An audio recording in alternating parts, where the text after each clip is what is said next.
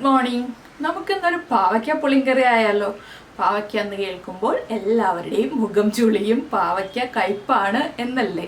ഈ പാവയ്ക്ക പുളിങ്കറി എന്ന് പറഞ്ഞിട്ടുണ്ടെങ്കിൽ നല്ല മധുരമൂറുന്ന പുളിയൊക്കെയുള്ള എരിവൊക്കെയുള്ള നമ്മുടെ പുളിയിഞ്ചിയില്ലേ, പുളിയിഞ്ചിയുടെയൊക്കെ ഏകദേശം സാമ്യം വരുന്ന രീതിയിലുള്ള ഒരു പുളിങ്കറിയാണ്. പുളിങ്കറി എന്ന് പറഞ്ഞിട്ടുണ്ടെങ്കിൽ ഇത് സൂക്ഷിച്ച് വെക്കാൻ പറ്റുന്ന പാവയ്ക്ക പുളിങ്കറിയാണ് കേട്ടോ. എന്ന് വെച്ചിട്ടുണ്ടെങ്കിൽ നമ്മൾ ഫ്രിഡ്ജിൽ വെക്കണ്ട, ഉണ്ടാക്കി കഴിഞ്ഞ് ഒരാഴ്ച നിങ്ങൾ ഫ്രിഡ്ജിൽ വെക്കാതെ ചൂടാക്കാതെ തന്നെ പുറമേ റൂം ടെമ്പറേച്ചറിൽ വെച്ചോളൂ, മോശമായി പോവില്ല. 100% ഉറപ്പ് പറയാം. ഞാൻ ചേർക്കുന്ന പോലെ വെള്ളം നനവില്ലാത്ത കാര്യങ്ങളായിരിക്കണം ചേർക്കേണ്ടത്, അത് പ്രത്യേകം പറയുന്നു. അതുപോലെ തന്നെ നമ്മൾ സൂക്ഷിച്ചു വെക്കുന്നത് ഒന്നുകിൽ ഗ്ലാസ് ജാറിൽ സൂക്ഷിച്ച് വെക്കുക, ഇല്ലെങ്കിൽ നമ്മൾ കറി ഉണ്ടാക്കുന്ന മൺചട്ടിയിലാണെങ്കിലും മൺചട്ടിയിൽ സൂക്ഷിച്ച് വെക്കുക. അലുമിനിയം പാത്രങ്ങളിലൊന്നും സൂക്ഷിച്ച് വെക്കരുത്. അങ്ങനെ നമ്മൾ ശ്രദ്ധിച്ച് സൂക്ഷിച്ച് വെക്കുകയാണെന്നുണ്ടെങ്കിൽ ഒരാഴ്ച റൂം ടെമ്പറേച്ചറിലും വെക്കാം, 1-2 ആഴ്ച നമുക്ക് ഫ്രിഡ്ജിലും വെക്കാം. ഒട്ടും മോശമായി പോവില്ല കേട്ടോ. അപ്പോൾ ഇതുപോലെ നിങ്ങൾ പാവയ്ക്ക പുളിങ്കറി ഉണ്ടാക്കി നോക്കിയിട്ടില്ലെങ്കിൽ ഉറപ്പായിട്ടും പാവയ്ക്ക പുളിങ്കറി ഉണ്ടാക്കിക്കോളൂ. നമുക്ക് സദ്യയിൽ സൈഡ് ഡിഷായിട്ട് വിളമ്പാം. അതുപോലെ ചോറിന് ഇടയ്ക്ക് ഒരു തൊടുകറി ആയിട്ട് വേണമെന്നുണ്ടെങ്കിൽ ഇതുപോലെ ഉണ്ടാക്കാവുന്നതാണ്. ഇപ്പോൾ ഹോസ്റ്റലിലൊക്കെ നിൽക്കുന്ന കുട്ടികൾക്ക് 1-2 ആഴ്ചത്തേക്കൊക്കെ കറികളൊക്കെ ഉണ്ടാക്കി കൊടുത്തു വിടണം. നമ്മൾ അച്ചാറ്, ഉണക്കച്ചെമ്മീൻ ചമ്മന്തി അങ്ങനെയുള്ള കാര്യങ്ങളൊക്കെ അല്ലേ ഉണ്ടാക്കി കൊടുത്തു വിടാറുള്ളത്. അതുപോലെ ഉണ്ടാക്കി കൊടുത്തു വിടാൻ പറ്റിയ റെസിപ്പിയാണ്. അപ്പോൾ എങ്ങനെയാണ് നമുക്ക് നമ്മുടെ പാവയ്ക്ക പുളിങ്കറി തയ്യാറാക്കുന്നത് നോക്കാം.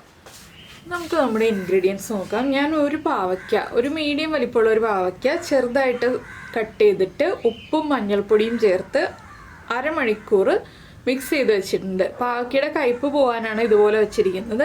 പിന്നെ ഒരു വലിയ ചെറുനാരങ്ങ വലിപ്പത്തിൽ, ചെറിയ ചെറുനാരങ്ങയല്ല വലിയ ചെറുനാരങ്ങ വലിപ്പത്തിൽ വാളൻപുളി ഒരു 1.5 കപ്പ് വെള്ളത്തിൽ സോക്ക് ചെയ്ത് വെച്ചിട്ടുണ്ട്.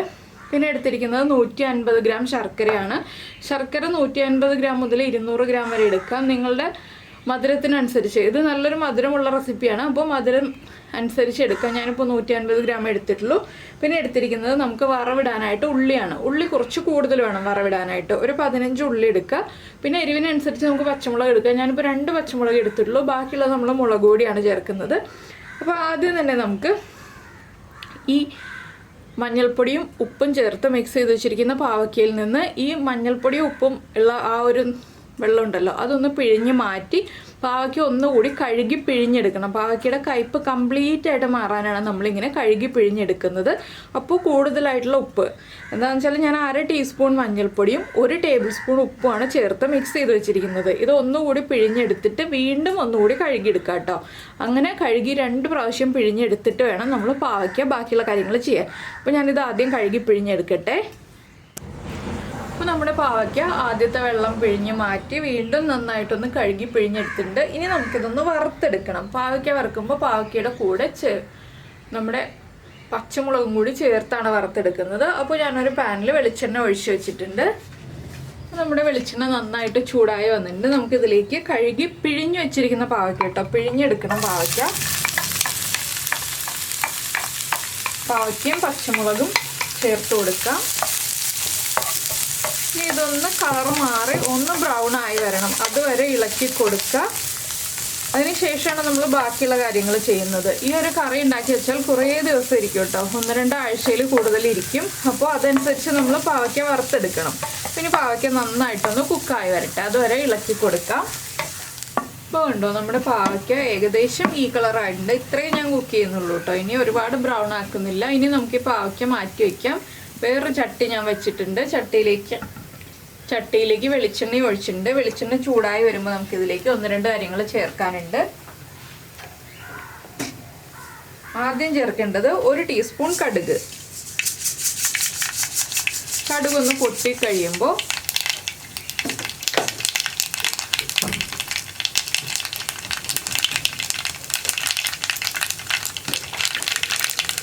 ഒരു 1/4 ടീസ്പൂണിൽ മേലെ 1/2 ടീസ്പൂൺ അടുത്ത് ഉലുവ ചേർക്കാം. ഉലുവയും കൂടി പൊട്ടി വരുമ്പോൾ നമ്മൾ ഇതിലേക്ക് ചേർക്കുന്നത് നമ്മൾ എടുത്തു വെച്ചിരുന്ന ഉള്ളി ഉണ്ടല്ലോ, ആ ഉള്ളി റൗണ്ടിൽ കട്ട് ചെയ്തിട്ട് അത് ചേർക്കുന്നുണ്ട്. ഈ ഉള്ളി ഒന്ന് നന്നായിട്ട് കുക്കായി വരണം, അതുവരെ ഒന്ന് ഇളക്കി കൊടുക്കുക. ഈ ഉള്ളിയുടെ കൂടെ തന്നെ നമുക്ക് ഒരു 3 വറ്റൽമുളകും കൂടി ചേർത്ത് കൊടുക്കാം. ഈ ഉള്ളിയും വറ്റൽമുളകും നന്നായിട്ട് കുക്കായി വരട്ടെ കേട്ടോ. ഉള്ളി ഒന്ന് ബ്രൗൺ ഷെയ്ഡായി വരണം, അതുവരെ ഇളക്കി കൊടുക്കണം. ഇതിൽ ഈ ഇളക്കി കൊടുക്കുക എന്ന് പറയുന്ന കാര്യങ്ങൾ കുറച്ച് സമയമുണ്ട്. അത് കഴിഞ്ഞിട്ടുണ്ടെങ്കിൽ പിന്നെ നമ്മൾ ഇളക്കി കൊടുത്തുകൊണ്ടിരിക്കേണ്ട കാര്യങ്ങളൊന്നുമില്ല. കറി താനിയെ തിളച്ച് അവിടെ ഇരുന്ന് കുറുകി വന്നോളും. ഇതിലേക്ക് നമ്മൾ കുറുകാനായിട്ടൊന്നും ചേർക്കുന്നില്ല, ഞാനിതിലേക്കൊന്നും ചേർക്കുന്നില്ല. നിങ്ങൾക്ക് വേണമെന്നുണ്ടെങ്കിൽ 1 ടേബിൾ സ്പൂൺ പച്ചരിയും അതുപോലെ തന്നെ 1/4 ടീസ്പൂൺ ഉലുവയും വറുത്ത് പൊടിച്ച് ചേർക്കാം കേട്ടോ. അപ്പോൾ വേഗം കുറുകി കിട്ടും. പക്ഷെ നമ്മൾ അങ്ങനെ വേഗം കുറുക്കി എടുക്കുന്നതിനേക്കാൾ ടേസ്റ്റ് അത് തനിയെ കുറുകി വരുന്നതാണ്. ചെറിയ തീയിലിട്ടിട്ട് തനിയെ കുറുകി വരുന്നതാണ്. ഇനി നമുക്കിതിലേക്ക് കുറച്ച് കറിവേപ്പില ചേർത്ത് കൊടുക്കാം.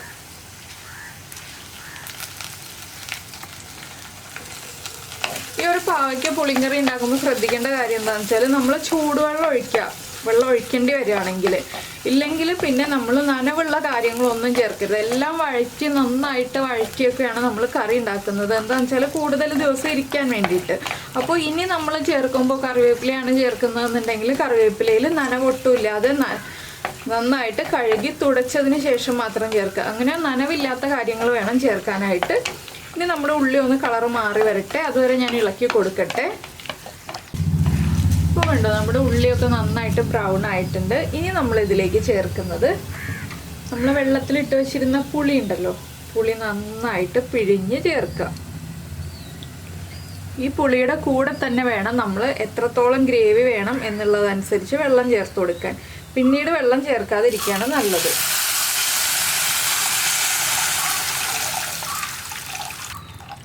അപ്പോൾ ഞാൻ ഇതിലേക്കൊരു 1/2 കപ്പ് വെള്ളവും കൂടി ചേർക്കുന്നുണ്ട്. ഇപ്പോൾ ഇനി ഇതൊന്ന് നന്നായിട്ട് തിളച്ച് വരണം എന്ന് പറയുമ്പോൾ നമ്മൾ അടച്ചു വെച്ച് തിളപ്പിച്ചെടുക്കുക. നന്നായിട്ട് തിളക്കട്ടെ. ഒരു 2 മിനിറ്റ് തിളച്ചതിന് ശേഷം മാത്രമേ നമ്മളിനി ബാക്കിയുള്ള കാര്യങ്ങളൊക്കെ ചെയ്യുള്ളൂ. അപ്പോൾ നമ്മുടെ പുളി ചേർത്തിട്ട് ഗ്രേവി തിളച്ചു തുടങ്ങി. ഇതിലേക്ക് ഇനിയാണ് നമ്മൾ പൊടികൾ ചേർത്ത് കൊടുക്കുന്നത്. 1/2 ടീസ്പൂൺ മഞ്ഞൾപ്പൊടി, പിന്നെ നമ്മൾ പച്ചമുളക് ചേർത്താണ് നമ്മുടെ പാവയ്ക്ക വറുത്തെടുത്തിട്ടുള്ളത്. എങ്കിലും നമുക്ക് എരിവിനനുസരിച്ച് 1 ടീസ്പൂൺ വരെ കാശ്മീരി ചില്ലി പൗഡർ ചേർക്കാം. എരിവുള്ള മുളക് പൊടിയാണെങ്കിൽ 1/2 ടീസ്പൂൺ ചേർത്താൽ മതി കേട്ടോ.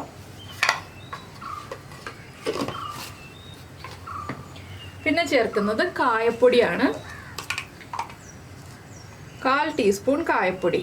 ഇത്രയും ചേർത്തിട്ട് നന്നായിട്ടൊന്ന് ഇളക്കി മിക്സ് ചെയ്യുക. ഈ പൊടികളുടെയും റോ ടേസ്റ്റ് ഒന്ന് മാറി വരണം. ഇതെല്ലാം ചേർന്ന് തിളയ്ക്കുമ്പോൾ പൊടികളും കുക്കായി വരും. പൊടികളും നമ്മൾ വഴറ്റാത്ത എന്താണെന്ന് വെച്ചാൽ വേഗം കരിഞ്ഞു പോകും. അതുകൊണ്ടാണ് നമ്മൾ ഇതുപോലെ തിളപ്പിച്ചെടുക്കുന്നത്. ഇങ്ങനെയുള്ള കറികളിൽ പൊടികൾ ചേർത്ത് തിളപ്പിച്ചാൽ മതി. ഇനി ഇതൊന്നുകൂടി ഒന്ന് തിളച്ചു വരുമ്പോൾ, ആ പൊടികൾ ചേർന്ന് ഒന്ന് തിളച്ചു വരുമ്പോൾ നമുക്കിനി നമ്മൾ ഫ്രൈ ചെയ്ത് വെച്ചിരിക്കുന്ന ഈ പാവയ്ക്ക ഉണ്ടല്ലോ, പാവയ്ക്ക ഇതിലേക്ക് ചേർത്ത് കൊടുക്കാം. പച്ചമുളകും പാവയ്ക്കയും ചേർന്ന് രണ്ടും ചേർന്ന് മിക്സ് ഇതിലേക്ക് ചേർത്ത് കൊടുക്കാം. ഇപ്പോൾ കുറച്ച് ലൂസായിട്ടുള്ള ഗ്രേവിയാണ്. ഇതൊന്ന് കുറുകി വരും. നിങ്ങളിപ്പോൾ ഇത് കണ്ടിട്ട് പേടിക്കണ്ട. നമ്മൾ ഉപ്പ് ചേർത്തിട്ടില്ല കേട്ടോ ഇതുവരെ. ഇപ്പോൾ പാവയ്ക്ക ചേർത്ത് കഴിഞ്ഞു. ഇനി നമ്മൾ ചേർക്കുന്നത് ശർക്കരയാണ്. ശർക്കര ഞാനിപ്പോൾ 2 പീസ് ചേർത്തിട്ടുണ്ട്. നമുക്ക് മധുരം നോക്കിയിട്ട് ആവശ്യമാണെങ്കിൽ വീണ്ടും ചേർത്ത് കൊടുക്കാം. ശർക്കര പൊടിച്ചിട്ടൊന്നല്ല ചേർത്തത്, മുഴുവനെയാണ് ചേർത്തത്. പൊടിച്ചിട്ട് ചേർക്കണമെങ്കിൽ പൊടിച്ചിട്ട് ചേർക്കാം, മുഴുവനെ ചേർക്കണമെങ്കിൽ അങ്ങനെ ചേർക്കാം. എന്തായാലും ശർക്കര മെൽറ്റായി വന്നോളും. ഇനിയിപ്പോൾ ഇതൊന്ന് തിളച്ച് കുക്കായി കുറുകി വരണം.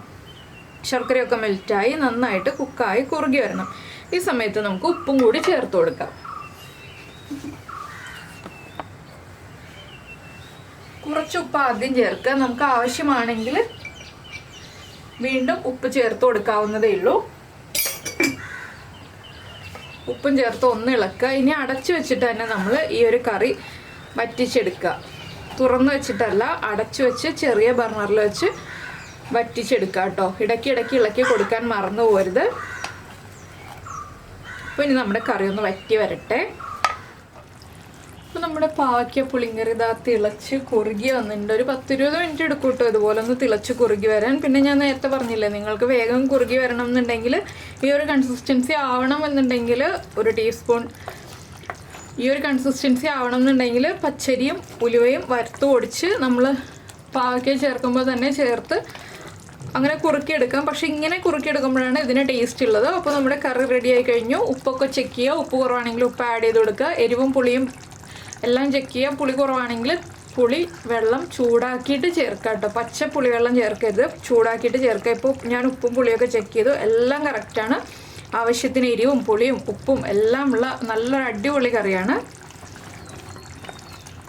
അപ്പോൾ ഞാൻ ഈ ഫ്ലെയിം ഓഫ് ചെയ്യണം. എന്താണെന്ന് വെച്ചാൽ മൺചട്ടിയാണ്, ചട്ടിയുടെ ചൂടിലിരുന്നിട്ട് കറി വീണ്ടും ഒന്നുകൂടി കുറുകി വരും. നമ്മളിപ്പോൾ തൊടുകറിയൊക്കെ കഴിക്കില്ലേ, പുളിയിഞ്ചിയൊക്കെ പോലെ, അതുപോലൊരു പുളിങ്കറിയാണിത്.